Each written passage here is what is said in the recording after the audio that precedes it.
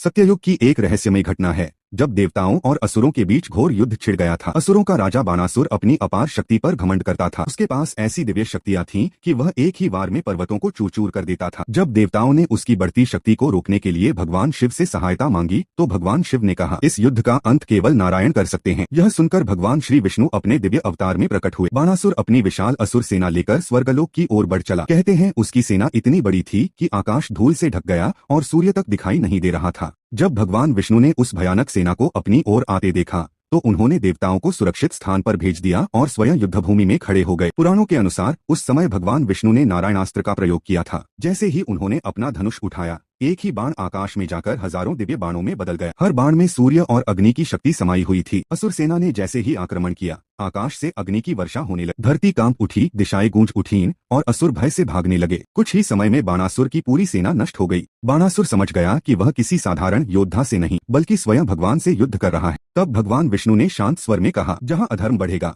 वहाँ मैं अवश्य प्रकट होकर धर्म की रक्षा करूंगा। और उसी दिन देवताओं को शांति मिली और संसार में धर्म की